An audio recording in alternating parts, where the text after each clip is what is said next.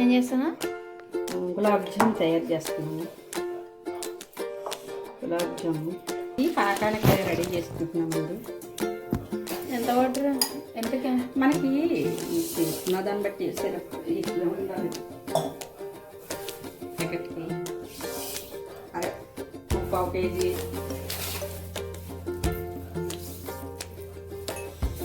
పంచదార సిరప్.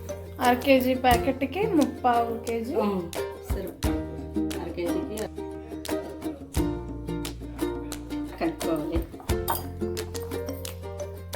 ఇంతేనా ఇంకా కన్సిస్టెన్సీ? ఇంతేలాగా కలుపుకోవాలి. మరి అంత జారుగా కలుపుకోకూడదు. నూనె మరుగుతుంది, సిరప్ కూడా మరుగుతుంది. సిరప్ పలుచగా జస్ట్ చిన్న తీగ వస్తే చాలు. అదేనా ముదరపాకం పెట్టుకోకూడదు, పీల్చిలా ఉండాలన్నమాట. గులాబ్ జామ్కి లోనికి పీల్చిలాగా ఉండాలి. సిరప్ చిక్కగా అవ్వకూడదు. మరి చిక్కగా ఇది వచ్చింది పాక వచ్చేసిందంటే అస్సలు పని చేయదు.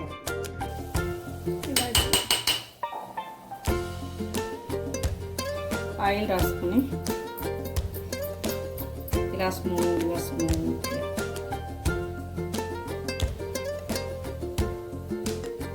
రావాలి. అంతే. ఈ జిగట వస్తే మనకి పాకం బాగా పీల్చుతుంది అన్నమాట.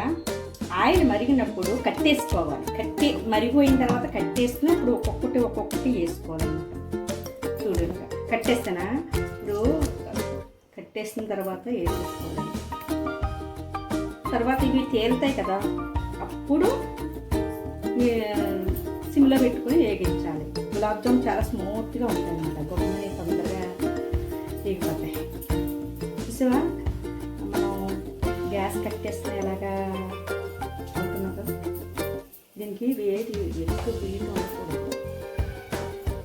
చాలా స్మూత్ ఇలాగ అనుకోవాలండి. ఓ పక్కన డార్క్, ఓ పక్కన లైట్ వస్తుంది కదా. ఇలాగ అనుకున్నారనుకో అన్నీ సమానంగా కలరు, మంచి కలర్ వస్తుంది అన్నమాట. ఇలా తీసుకోవాలి.